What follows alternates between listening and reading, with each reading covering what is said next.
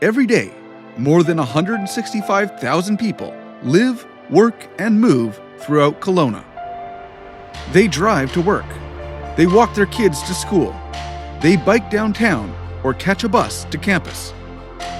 And as the city continues to grow, so too does the need for stronger, safer ways to move. From bridges to bike lanes, roundabouts to redesigned roads, it's all about keeping Kelowna connected. Every project, large or small, plays a part in how the city moves. Each one built for safety, for efficiency, for the future. Because this isn't just construction, it's building how Kelowna moves forward.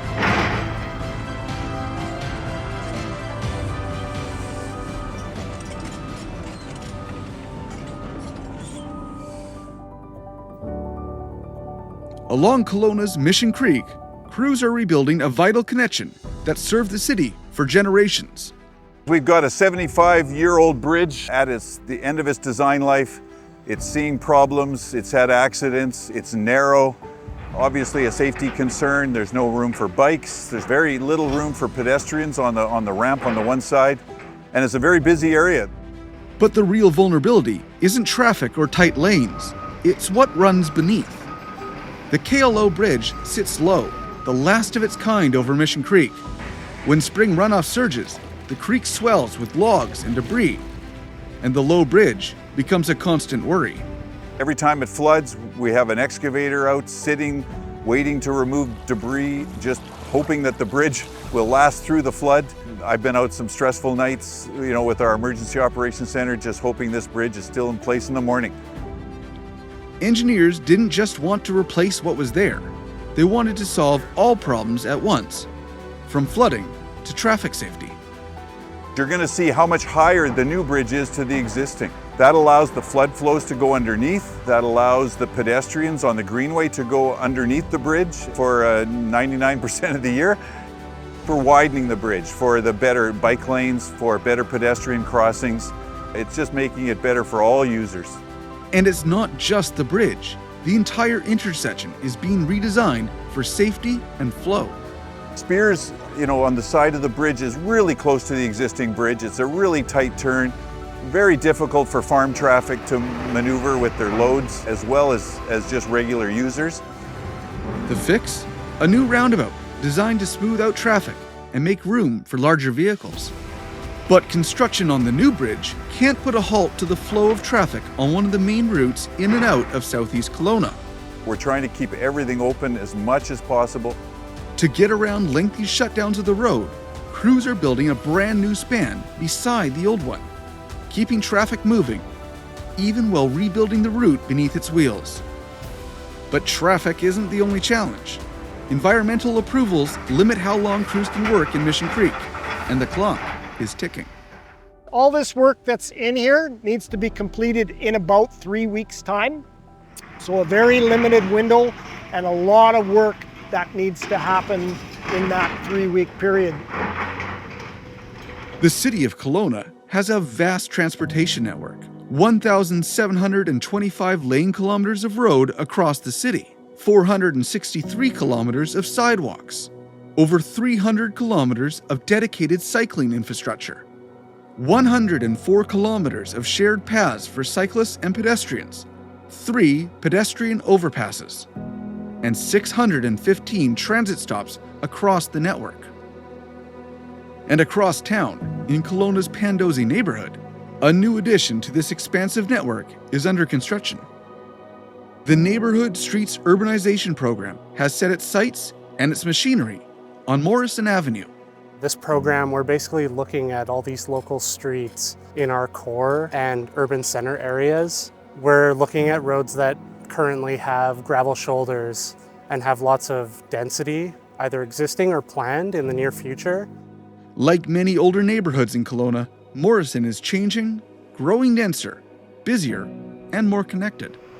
With the on-street parking and the narrower travel lanes, we're actually going to create a street where drivers have to be more aware of oncoming vehicles and pedestrians along the road, and it's going to encourage those slower speeds without more harsh countermeasures. We won't have driveway accesses off the road, they'll mainly be from the lane, so it gives us an opportunity to really encourage this space to be more friendly to pedestrians and cyclists and other users of the roads.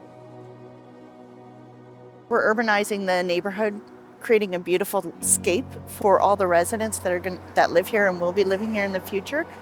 Also, it provides that opportunity for residents to come out their door to a safe walking space and connect directly to other areas within the neighborhood. And beneath those new sidewalks and curbs, new infrastructure takes shape. Storm water pipes and drainage systems that keep the street ready for the seasons ahead. As Kelowna grows, more neighborhoods will see transformations like this one, creating streets that are safer, smarter, and built for the future. Up on Kelowna's southern slopes, another vital link is taking shape. The main route to Kettle Valley has been closed for weeks, giving crews room to build the city's newest stretch of roadway, extending Frost Road through to Chute Lake Road. Previously there was a road connection here through more of a residential neighborhood, so we're trying to get traffic off of local streets and put it onto Frost Road, arterial road. But like any major project, there's more happening here than meets the eye. There's a lot of coordination here. What drivers won't see are the months of work behind the scenes, from land purchases and utility relocations to reshaping how runoff and creek water flow through the site. What we're doing is upsizing with a 2.4 meter box culvert, concrete box culvert that'll last 100 years, and we'll be able to deal with about 1,000 hectares of watershed above us in the south slopes that when we have heavy snowpack and heavy rains. Each section is lowered into place, one after another, a slow, deliberate puzzle that forms the backbone of the new road. With the road set to open in just a couple of months, the pressure is on to bring it all together.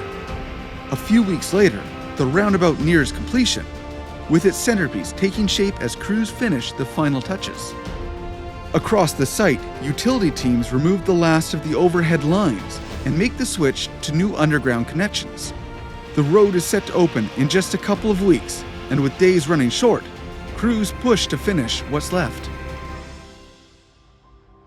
Over on KLO in late September, it's the day crews have been waiting for.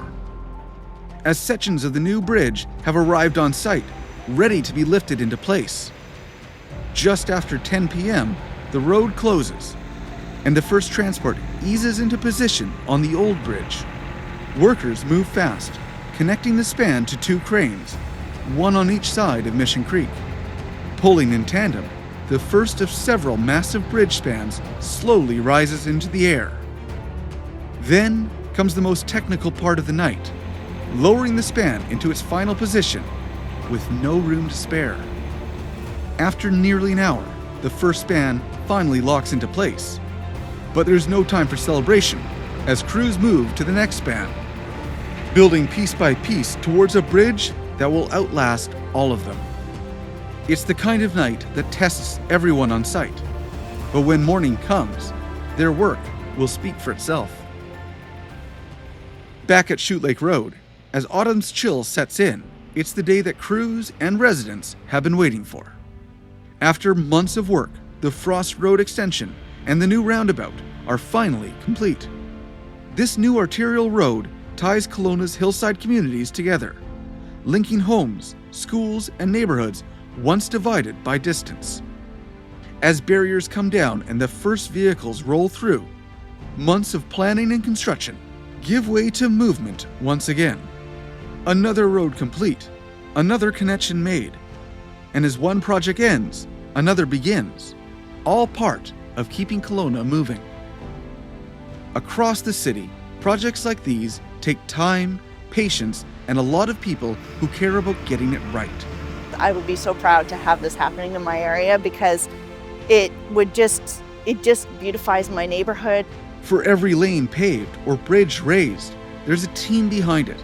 Engineers, operators, planners, all building the pieces that make a city work, today and into the future. I love to see projects like this because it really does encourage alternate modes of transportation. Because this isn't just about traffic or timelines. It's about making movement safer, smarter, and better for everyone who calls this place home. We're trying to keep it as painless as possible while still staying on schedule and budget. This work can be noisy, disruptive, and impossible to miss. But when it's done, it changes how the city moves. And when the dust settles, it's more than concrete and steel. It's how Kelowna moves forward.